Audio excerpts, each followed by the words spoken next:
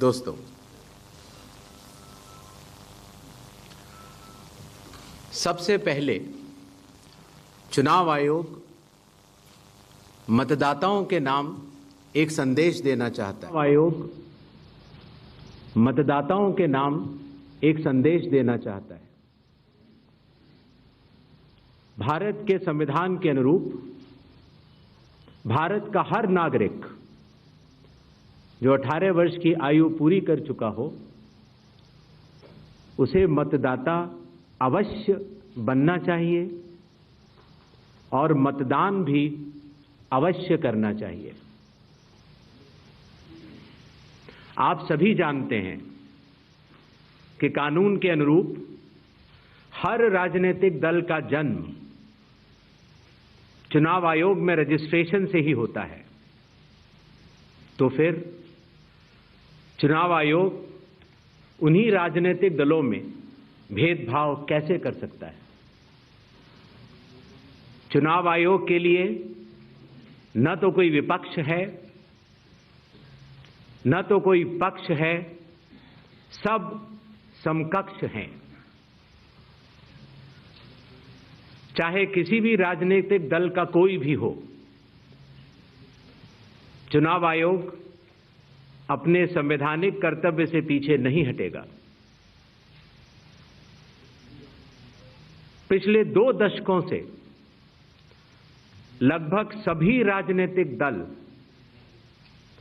मतदाता सूची में त्रुटियों के सुधार के लिए मांग करते रहे हैं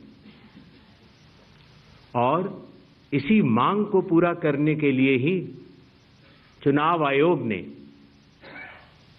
गहन पुनरीक्षण अर्थात स्पेशल इंटेंसिव रिवीजन SIR की शुरुआत बिहार से की है।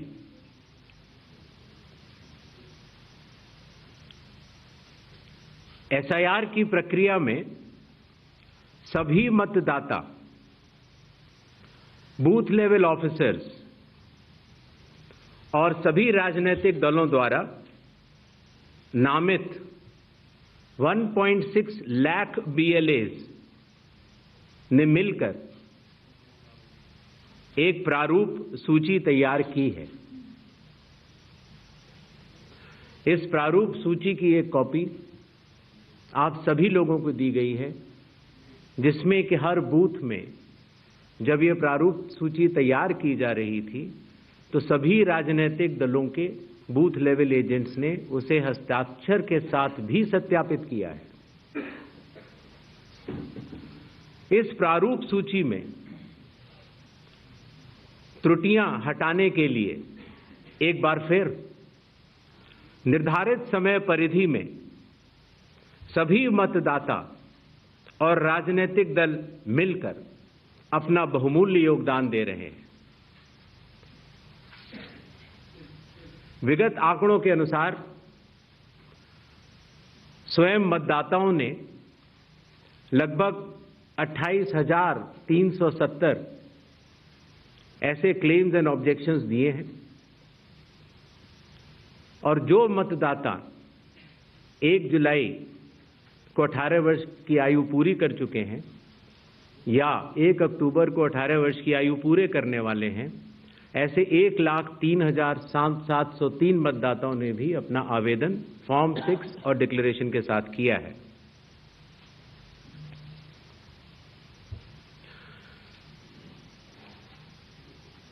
और इन क्लेम्स एंड ऑब्जेक्शंस के लिए, इन त्रुटियों को हटाने के लिए बिहार के SIR में 1 अगस्त से 1 सितंबर का समय निर्धारित है। अभी भी 15 दिन का समय बाकी है। चुनाव आयोग सभी राजनीतिक दलों को उनके द्वारा नामित बूथ लेवल एजेंट्स को, नेशनल लेवल पॉलिटिकल पार्टीज को, स्टेट लेवल पॉलिटिकल पार्टीज को आह्वान करता है कि आने वाले 15 दिनों में जो भी प्रारूप मतदाता सूची उनको दी गई है, उसमें अगर कोई भी त्रुटि हो तो उसको प्रिस्क्राइब्ड फॉर्म के तहत जमा करें। चुनाव आयोग के दरवाजे हमेशा सबके लिए समान रूप से खुले हुए हैं। जमीनी स्तर पर सभी मतदाता, सभी राजनीतिक दल और सभी बूथ लेवल ऑफिसर्स मिलकर एक पारदर्शी तरीके से कार्य कर रहे हैं, सत्यापित भी कर रहे हैं, हस्ताक्षर भी कर रहे हैं और वीडियो टेस्टिमोनियल्स भी दे रहे हैं। यह एक गंभीर चिंता का विषय है कि राजनीतिक दलों के जिला अध्यक्षों और उनके द्वारा नामित बीएलएस के ये सत्यापित दस्तावेज, टेस्टिमोनियल्स, उनकी आवाज, उनके स्वयं के राज्य स्तर के या राष्ट्रीय स्तर के नेताओं तक या तो पहुंच नहीं पा रही है और या फिर जमीनी सच को नजरअंदाज करते हुए भ्रम फैलाने की कोशिश की जा रही है। सत्य तो यह है कि कदम से कदम मिलाकर सभी स्टेक होल्डर्स बिहार के एसआईआर को पूर्ण रूप से सफल बनाने के लिए कटिबद्ध हैं, प्रयत्न कर रहे हैं और कठिन परिश्रम कर रहे हैं। जब बिहार के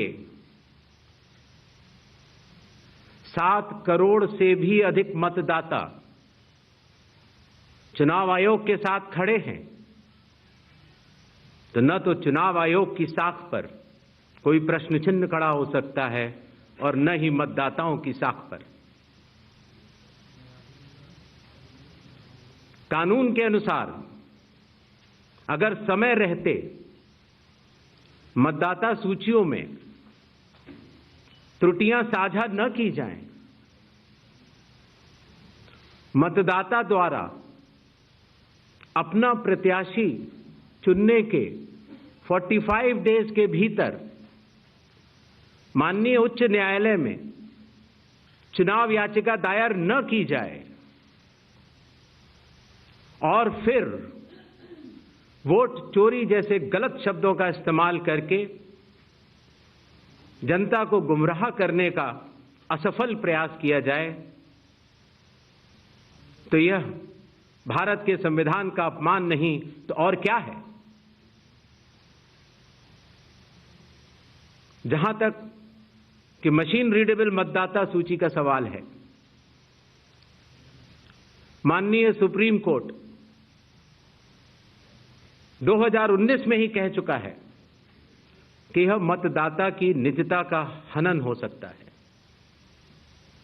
voter privacy can be breached. हमने कुछ दिन पहले देखा कि कई मतदाताओं की फोटो उनकी अनुमति के बिना मीडिया के समक्ष रखी गई, उनके ऊपर आरोप लगाए गए, उनका इस्तेमाल किया गया। क्या अपनी माताओं, बहुओं, बेटियों सहित किसी भी मतदाता की सीसीटीवी वीडियो चुनाव आयोग को साझा करनी चाहिए क्या? मतदाता सूची में जिसका नाम होता है वही अपने प्रत्याशी को चयनित करने के लिए वोट डालता है। लोकसभा के चुनाव की प्रक्रिया में 1 करोड़ से भी अधिक कर्मचारी, 10 लाख से भी अधिक बूथ लेवल एजेंट्स, 20 लाख से भी अधिक प्रत्याशियों के पोलिंग एजेंट्स चुनाव के लिए कार्य करते हैं। इतने सारे लोगों के समक्ष इतनी पारदर्शी प्रक्रिया में क्या कोई भी मतदाता वोट की चोरी कर सकता है? कुछ मतदाताओं द्वारा दोहरे मतदान के आरोप लगाए गए, सबूत मांगने पर जवाब नहीं मिला। ऐसे मिथ्या आरोपों से न तो चुनाव आयोग डरता है और न ही कोई मतदाता। जब चुनाव आयोग के कंधे पर बंदूक रखकर भारत के मतदाताओं को निशाना बनाकर राजनीति की जा रही हो, तो आज चुनाव आयोग सबको स्पष्ट करना चाहता है कि चुनाव आयोग निडरता के साथ सभी गरीब, अमीर, बुजुर्ग, महिला, युवा सहित सभी वर्गों और सभी धर्मों के मतदाताओं के साथ बिना किसी भेदभाव के चट्टान की तरह खड़ा था, खड़ा है और खड़ा रहेगा। जय हिंद, जय भारत।